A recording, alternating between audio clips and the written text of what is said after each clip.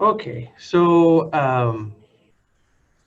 tonight, what we want to do with budget adjustments is, like we talked, as we've started every one of our budget adjustment conversations, we've been trying to ground everything in this guiding change document and what we're getting at with the desired result. And so for tonight's conversation, we're really talking about kind of a culminating piece, right? So our deficit assumption for the 21-22 school year was somewhere between 1.2 and 1.7 million. And to this point, we've had 4 board discussions about budget adjustments specifically. And along the way, we've provided communications and information through surveys and our website and our Rater updates to try and help people know where they can find information or be a part of that process if they so desire.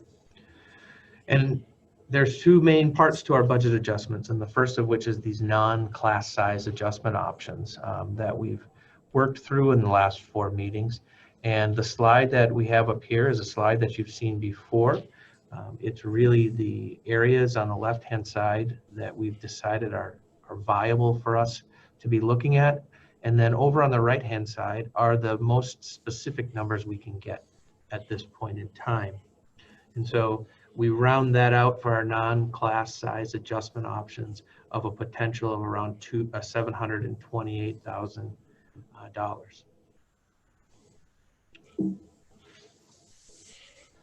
So then we jump to the second part, which is the class size adjustment options that we've talked about to this point. And this slide is the same slide that we saw last time. It's unchanged. And we talked about elementary staffing changes, middle school staffing changes, and talked between a 7-period day and a 6-period day. And we thought that with those items that are in the middle column, we could get to around the figures on the right-hand side for a total potential adjustment of just over 1.4 million. This slide is the adjusted class size adjustment options based on our last conversation. And so in the middle column here, you'll see 3 highlighted numbers.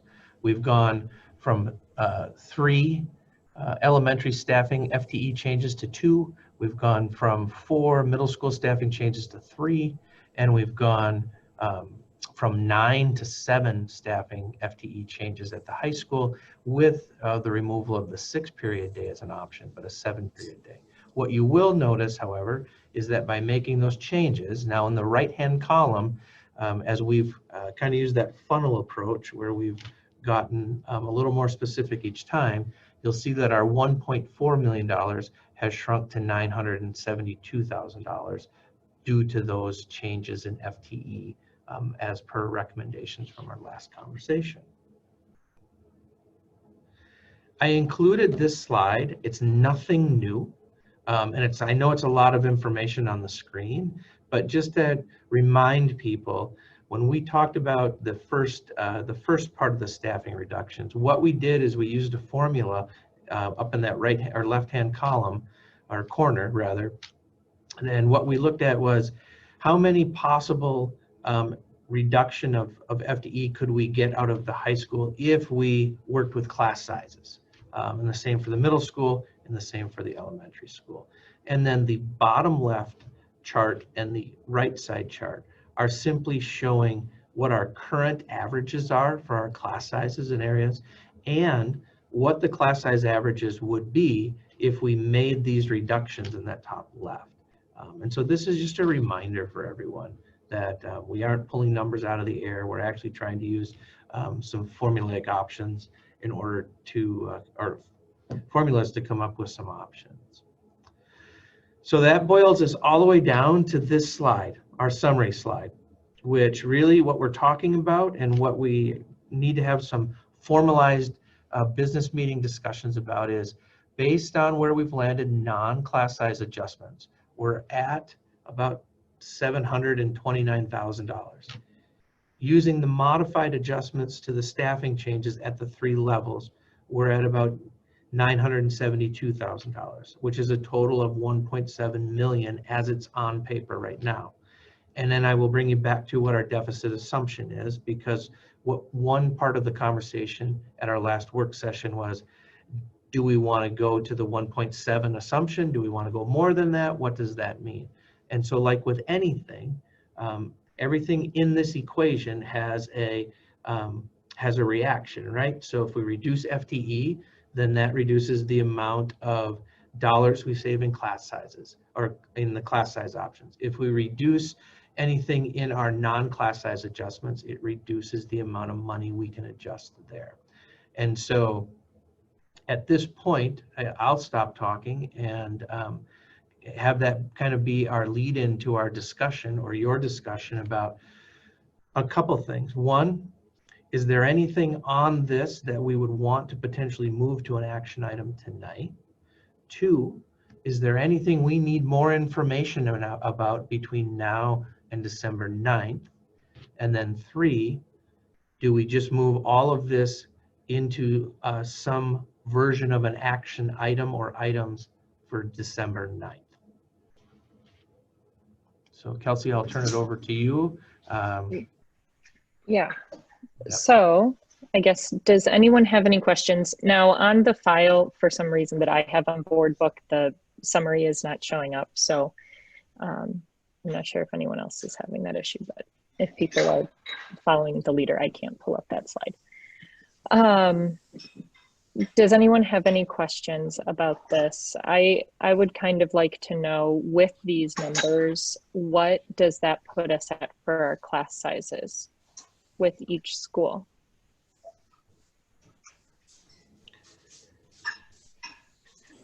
All right. Jen, do you have a spreadsheet that you could pull up with that range on it? Don't we have it on there, Bob? If you go back. Hang on a second. Let me get back into this. So, Because yes, this is based on the previous numbers that we had, correct? So you're asking about with the 2, the 3, and the 7? correct. I do. Just give me 1 second.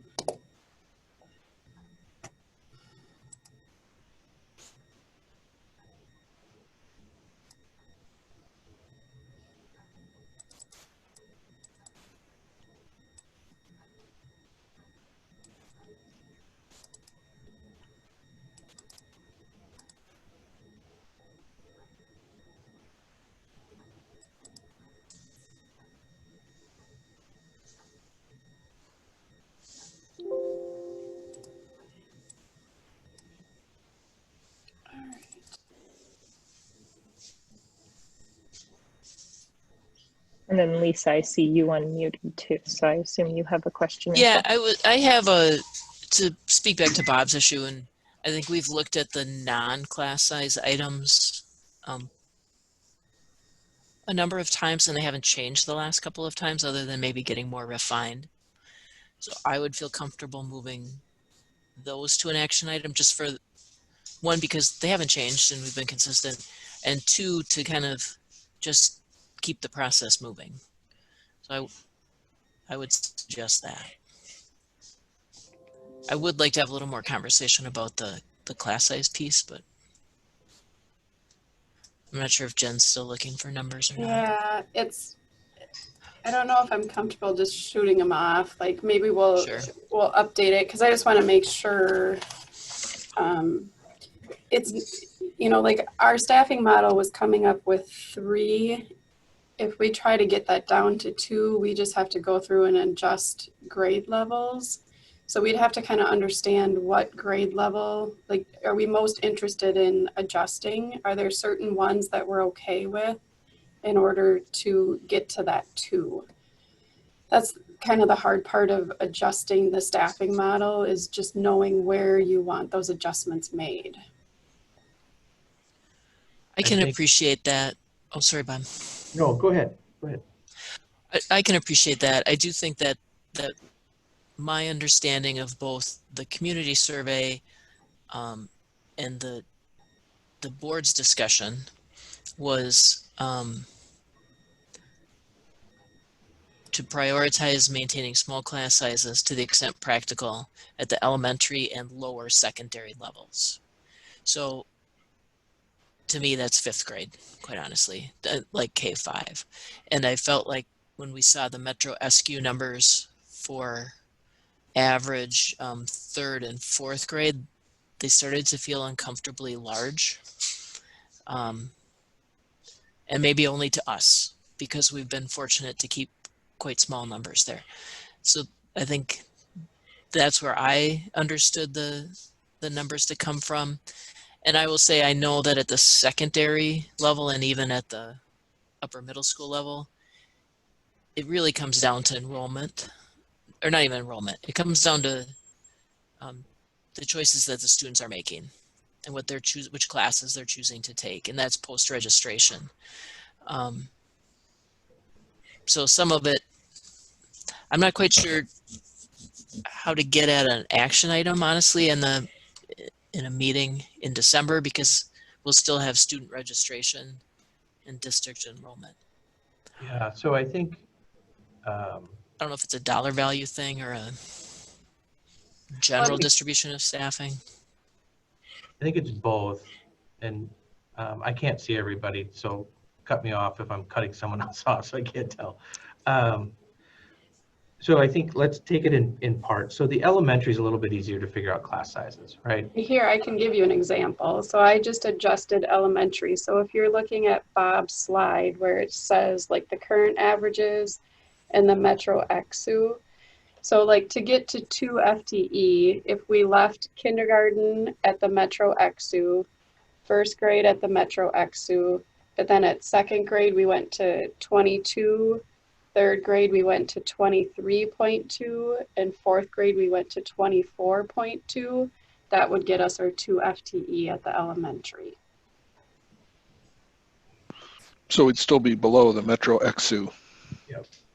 So that's a perfect example. I think, Lisa, back to your question and maybe kind of where the struggle, or it's not a struggle, right? There's a yin and yang with this thing, right? Because it's partial dollars and then it's partial class size.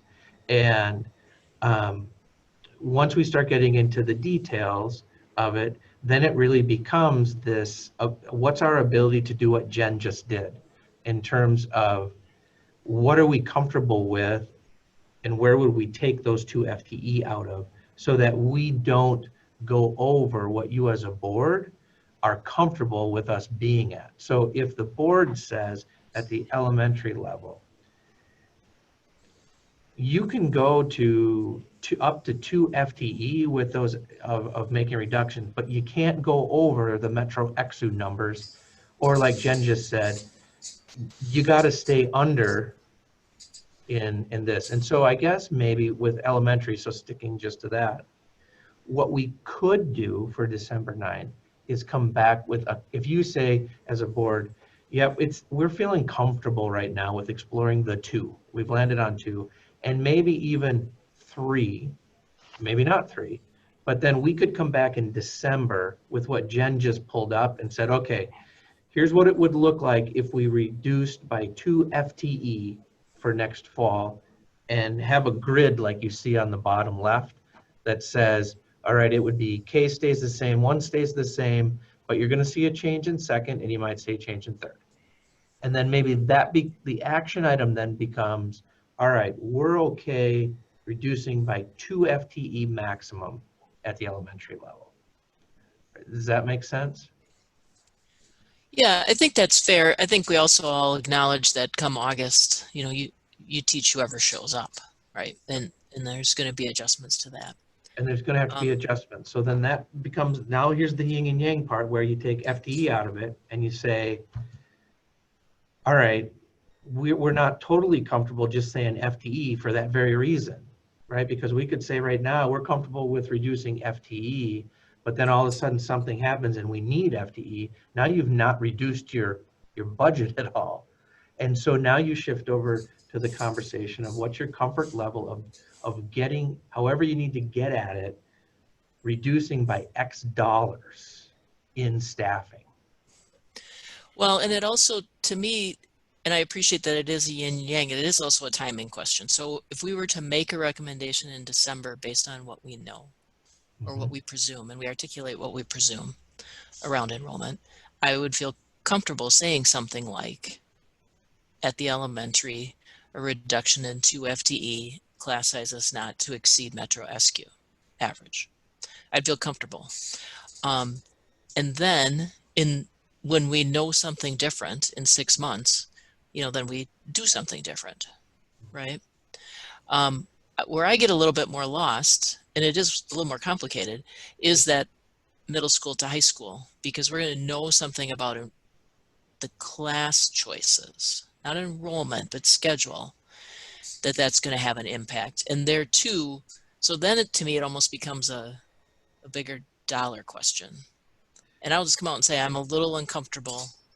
And I trust, Bob, when you said I did say 3 in the last meeting, that I did say it. But at the middle school, I still see with a loss of 2 paras and holding it, going maybe from 4 to 3 teachers, that's a bigger hit than I'm comfortable with at it's a big hit at the middle school. And where they've taken, when we look back at our guiding change document, they've taken significant budget adjustment impacts in the past. And then when we look at the high school, we made a choice, and I feel comfortable with it, that we want to prioritize a 7-period day, acknowledging that there is a class size impact to that.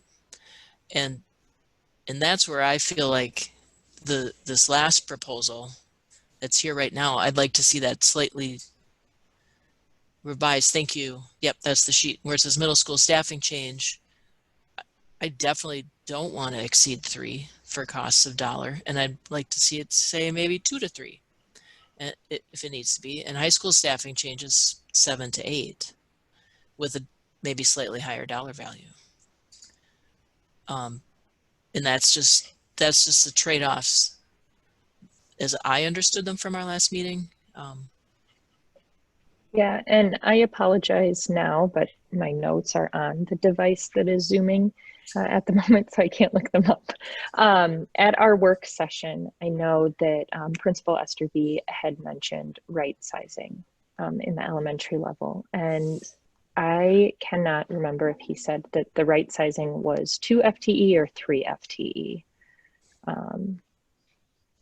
That they would need to do, I mean, regardless of budget adjustments they were looking at doing just to right size.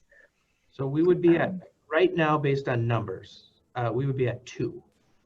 Yeah. So 2 FTE would be kind of what we would consider a right size based on using a formula to do that, if nothing changed, to keep our class sizes kind of in that ballpark, right? Thank you.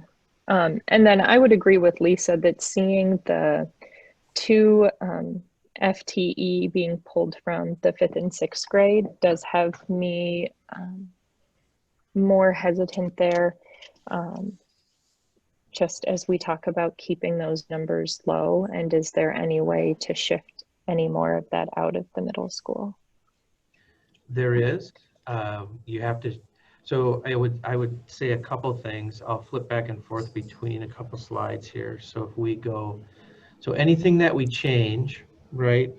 You really have 2 options. If we on this page, if what we agree on, I think first is what's the total dollar amount we're shooting for with regard to this. So let's assume that what we're shooting for right now is the 972,000.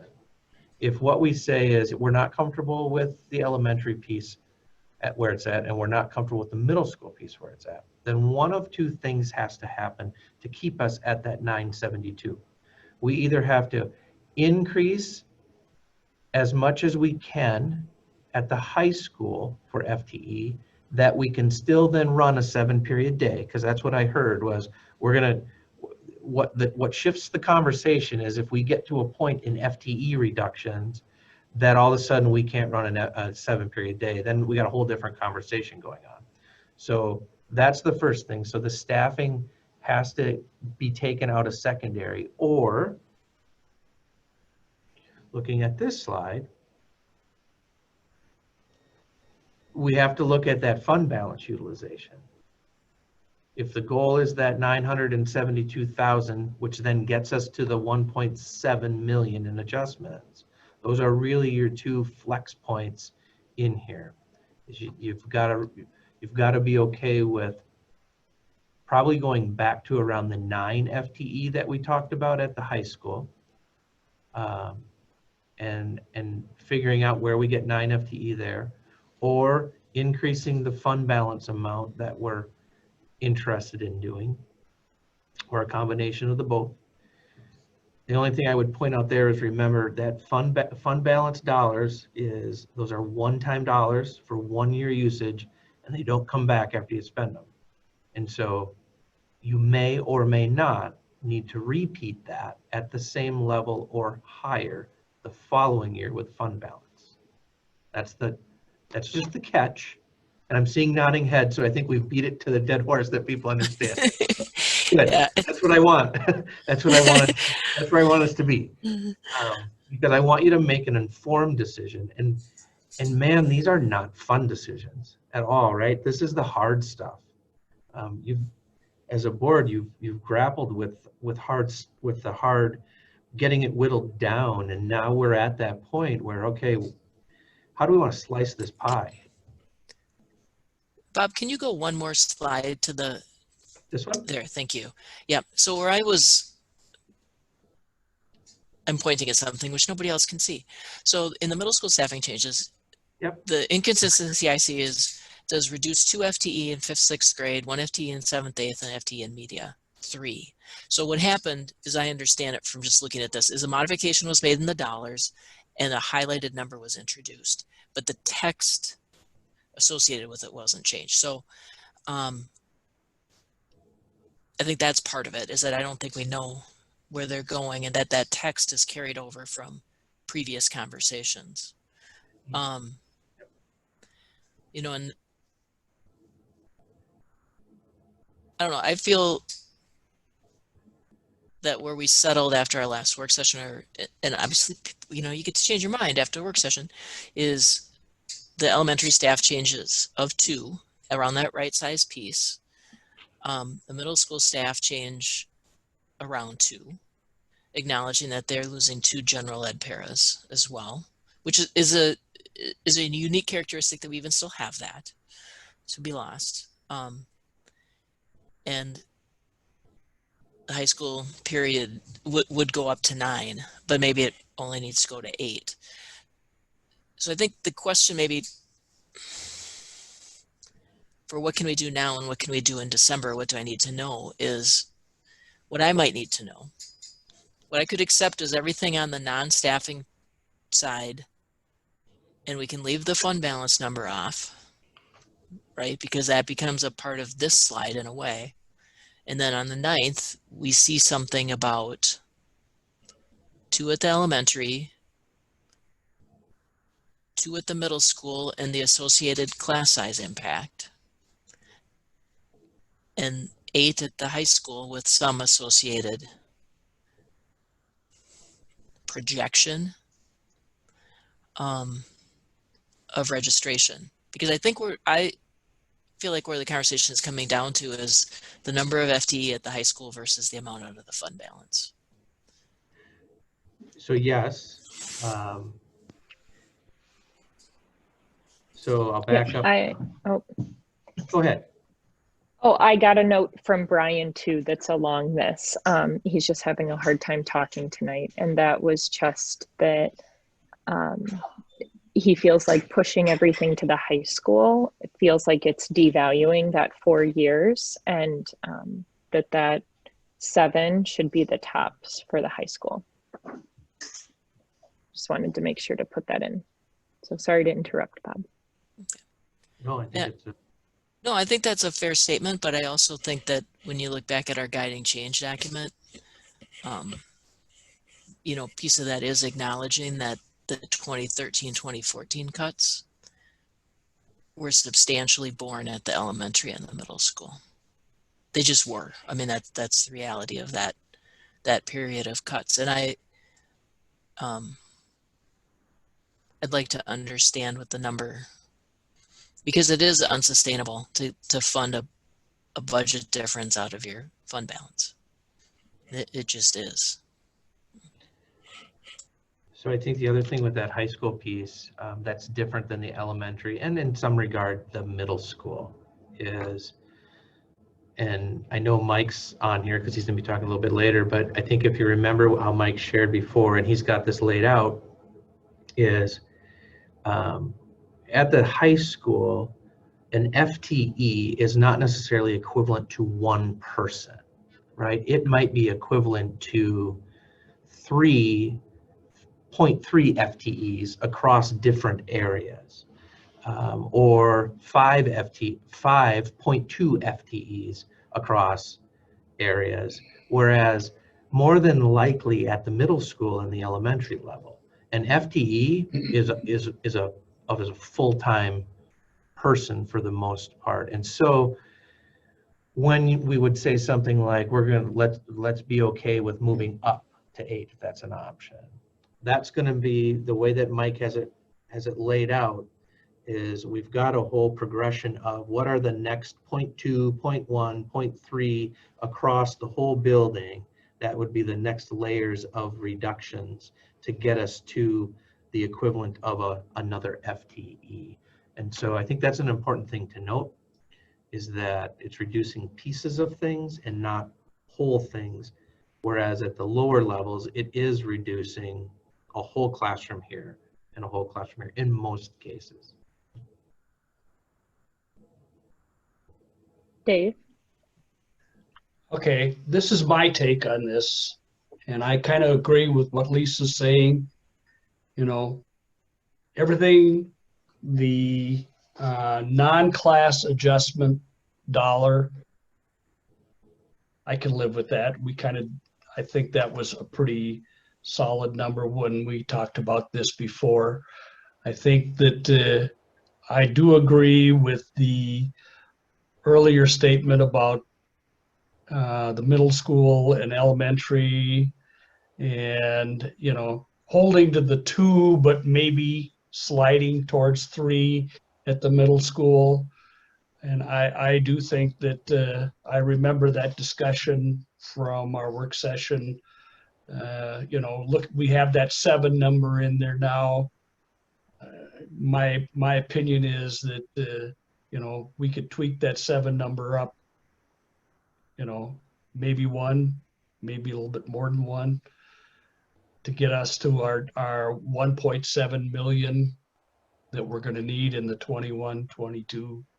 Because face it, folks, I think that dollars are going to be tough coming forward, and we'll be back at this again probably somewhere along the way. And I think that we moved this whole process towards the 9th of December, and maybe there might be a little tweak in the numbers and the dollars that Jen can show us, but I think that that's the route we're going to have to go on.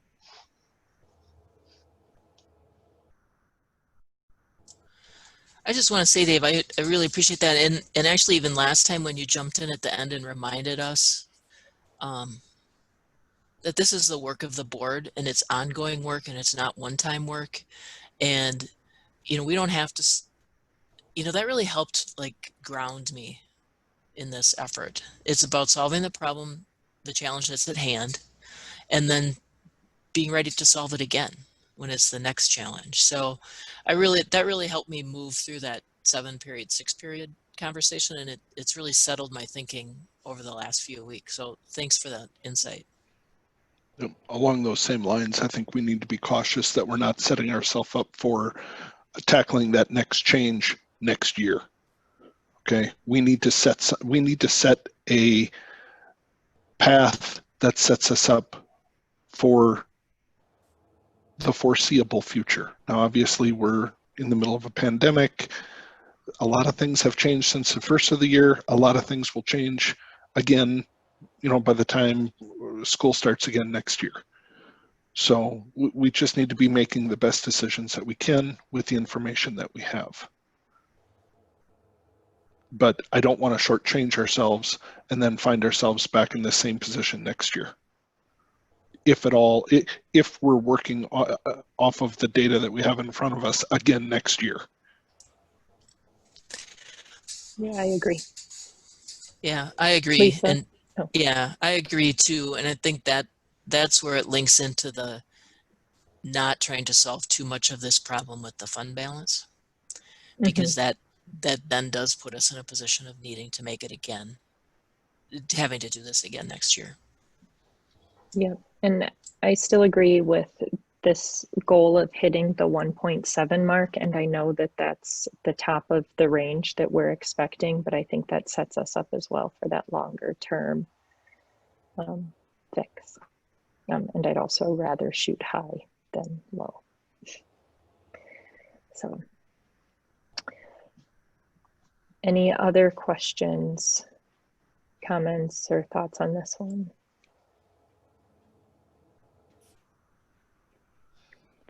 So I'm here to roll out some specifics on some class size stuff for December.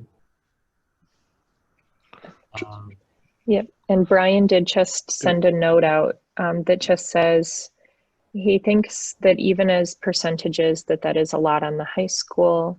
Looking back to 2013 and 2014 is fair, but he doesn't want to make this decision because we feel like it's a particular group's turn. I want to be clear, I don't think it's their turn.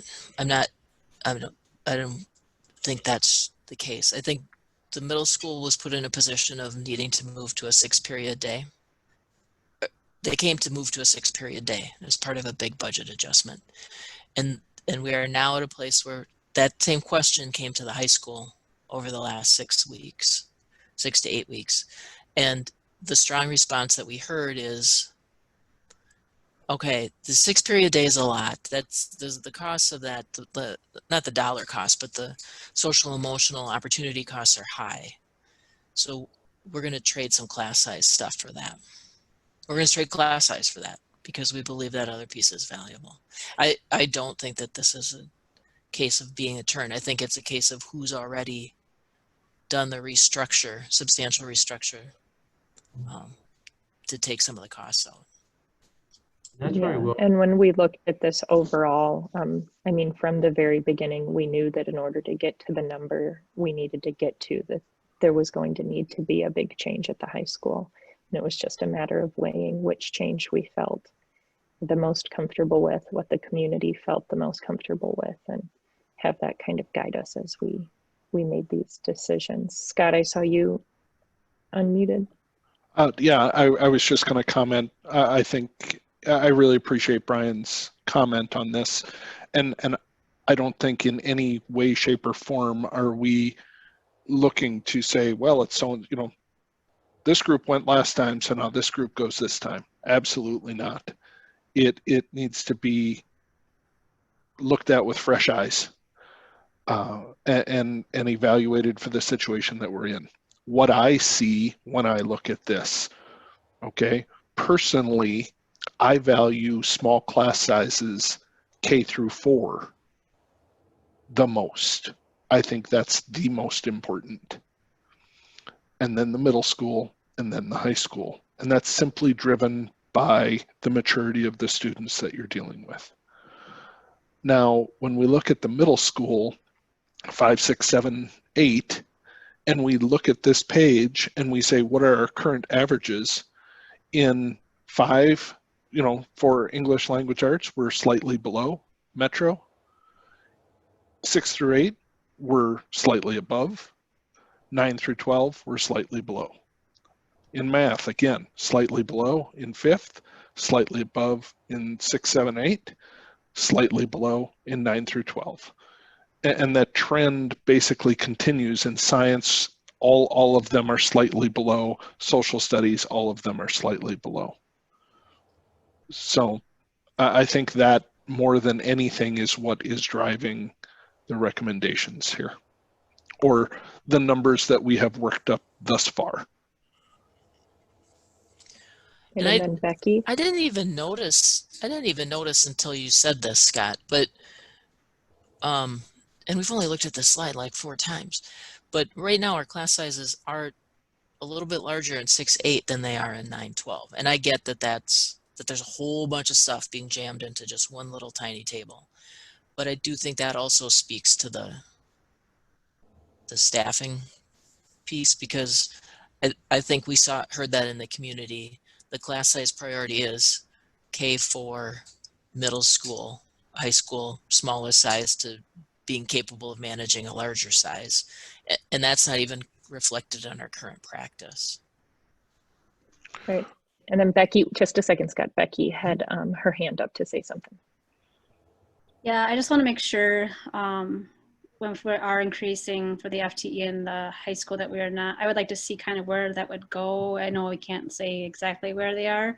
I just remember the beginning of the year, the high school was spread thin in a few areas and we were helping them.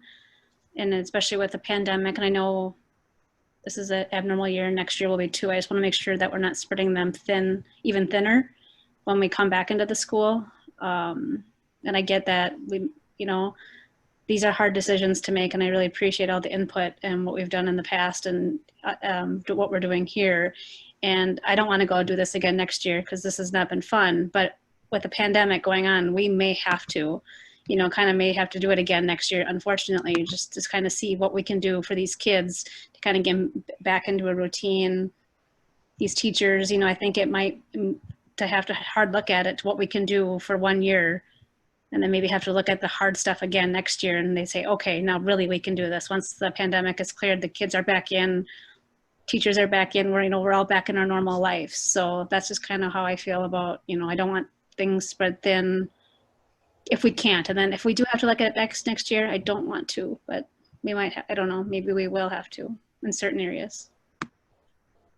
All right, and then Scott, sorry.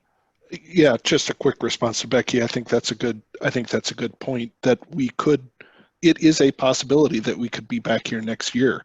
And as challenging as it is for us as a board, and as hard as the decisions are for us as a board, the ones that are impacted are the kids and our staff. So that's the primary reason that I don't want to be foisting change upon our schools every year, or I want to minimize that as much as possible. So,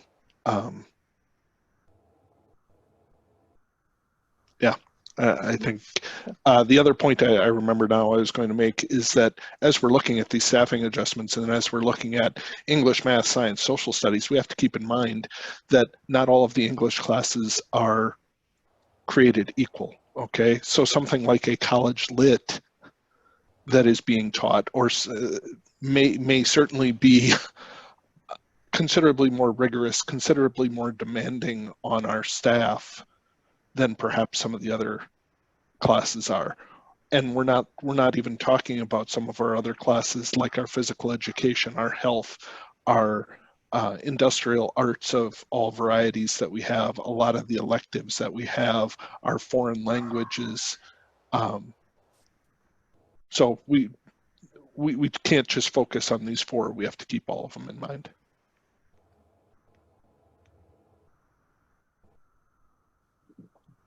That's a good point too.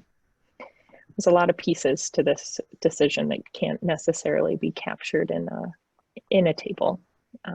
And that's why I'm glad we have such a great team of administrators, working on this far beyond what we see kind of brought forward here. So I think all of that, right, back to the question of, for December, what I'm hearing is we'll try to detail some stuff out with, are we okay with 2 at the elementary level? I hear that. For my part, the changes that I saw at the elementary level still keep us in a good position in terms of class sizes. Okay, then I'm not seeing anyone shake their head no. Then for middle school, are we sticking with 3, or are we working on 2 now? I would like to be working on 2, especially now that I am seeing some of those class size trends where currently our middle school is larger than our high school and is currently larger than Metro SQ. So I'd like to be working on Yep. 2. And Okay. I'd like to work on seeing, I agree with Lisa, I'd like to work on seeing what that 2 would look like.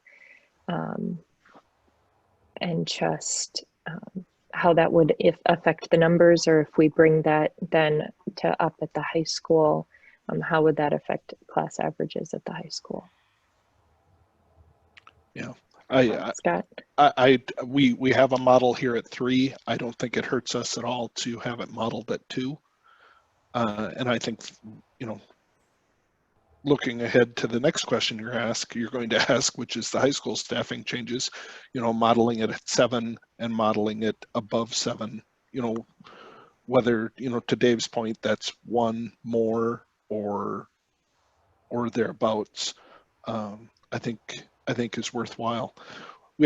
Brian asked a question in the chat, and this is, you know, what does the number become at the middle school at 2? And Lisa responded saying, I presume 2/3 of $251,000, which I would guess to be, you know, pretty accurate. So you're probably looking somewhere directionally over the $80,000 mark. We have to remember that we have another lever that we can pull here too, okay, if we choose to.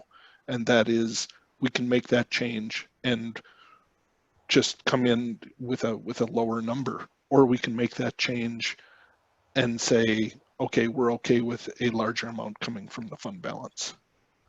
Now, we have to weigh that against what does that look like for future years? You know, because we all know carrying, you know, just reaching into the savings account and paying for ongoing expenses, the very next year, they're going to be there again and doubled. So the idea of keeping elementary, moving middle school to 2 and making high school to 8 is going to have the least impact on class sizes.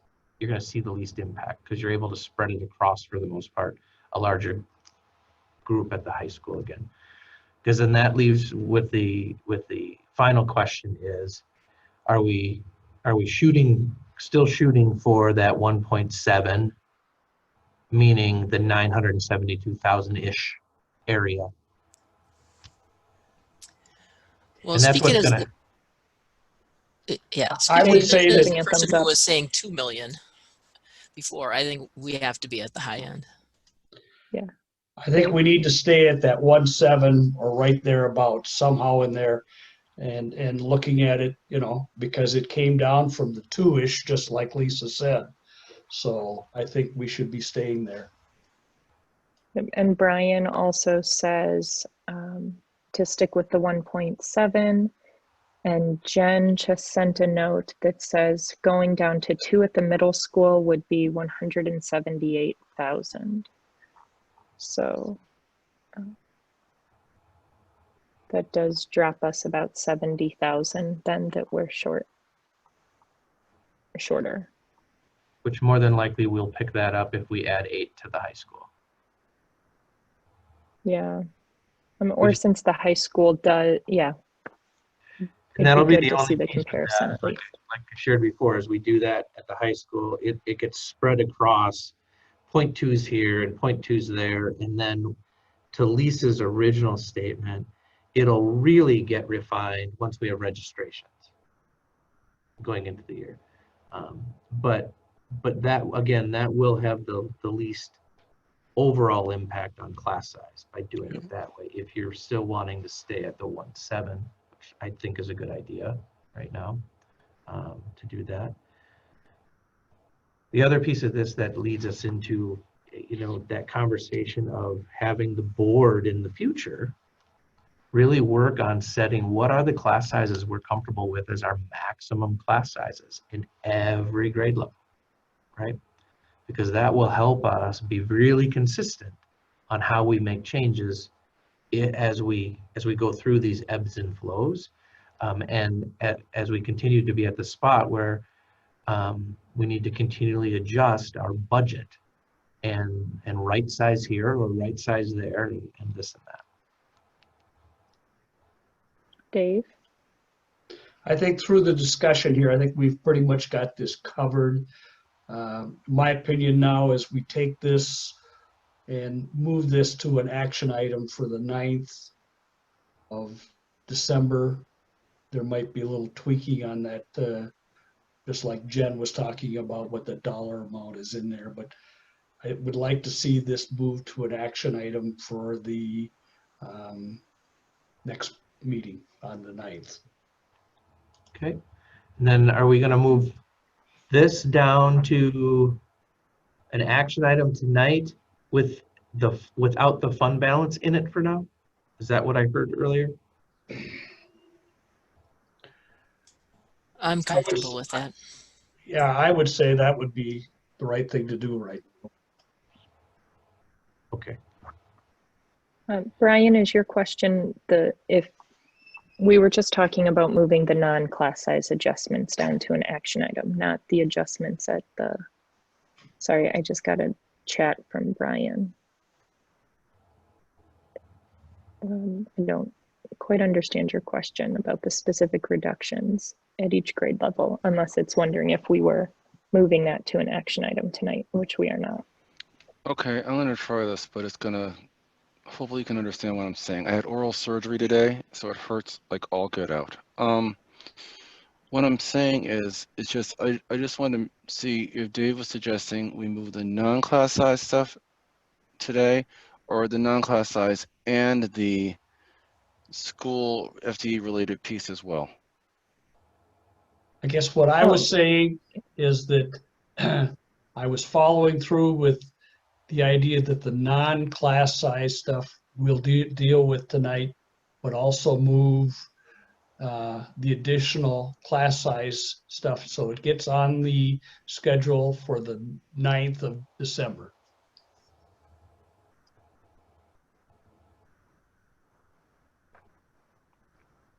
So what I'm understanding is our direction is to non-class size minus the fund balance piece goes on for an action item tonight.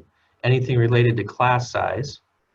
So this conversation, we're going to retool this for the 9th and it will become a conversation on the 9th. Agreed. That's how I understand it. Yep, Okay. I get the thumbs up from Lisa. All right, we can do that. Okay. Sorry for all the typing tonight, guys. No, do what you need. You're fine.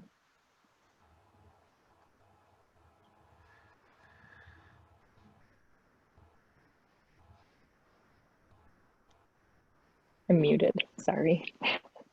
All right, so then I guess we will move that down to an action item, or at least the portion of it. So thank you for the discussion, and yeah, we'll see what happens next month. All right, so then moving on, as there are a lot of policies tonight, but we should be able to move through them pretty quickly. So first up, for our first reading is policy 416, which is the drug and alcohol testing policy. So if you can see, a lot of these changes really just had to do with the addition of medical cannabis language into the policy. And I see that. And are we, as I read it, and I certainly could be reading it wrong, you know what? allow Freeze somebody to for have a- 1 second. Okay. Becky just reminded me we need a motion to move that to an action item. So we're gonna backtrack and make a motion to move the how do we want to phrase this? All right, a motion to move the non-class size adjustment options minus the fund balance to an action item. So move. Second. All right, do we have any discussion? All right, all those in favor say aye. Aye. Aye. Aye. Opposed, same sign. Motion carries. Thank you, Becky, for catching that. And now Lisa will jump back down to the policy 416. Okay, yeah, good catch, Becky. Thank you. So my read on this policy is that a person could have any medically prescribed drug with them at school, using it within prescription, but they cannot have medical cannabis. Is that if it's prescribed? Or am I? It depends. So there's Yeah. two parts to that piece. One is there are some. So first of all, the first thing to note is that the policy and what they changed in this policy is differentiating between having a prescription drug and having a prescription drug that was prescribed to you by a medical doctor. So those are the first two categories. And that's so. Who else So- gives you prescriptions? Well, that's where the medical cannabis comes. Okay, Right. clearly I don't know how to get medical cannabis, but Right. So it is not as simple as you can have a medical a prescription for a drug and be at work, because there are some controlled substances that you can get prescribed, but if you have to be on them, then you can't be working while you're on them. Right? So there's that piece. The medical cannabis piece is specific to in order for you to qualify to using that medical cannabis as per the statute, which is as per the policy, because the policy was taken right out of the statute. And I clarified this with our attorney this afternoon. It only qualifies potentially to be okay to use while you're at work if it was first prescribed by a medical doctor. And now you go to the second part of it, which is it in such a format that it would impede you from doing your job, which then as an organization, we would say, just like another controlled substance, while you're on this, you can't be at work because of what your job is. Does that help? that helps a lot. And as long as we're sort of treating it, medical cannabis, the same. I mean, I can appreciate why we wouldn't because of some of the federal legislation that still exists about it, but I just want to know that we're treating it about the same as any other prescription medicine. And your point is valid, right? You can't be at work and you can't be doing certain portions of your job on different medications that you might be on. So, okay, I got it. So we are treating it the same as other prescription controlled substance medications.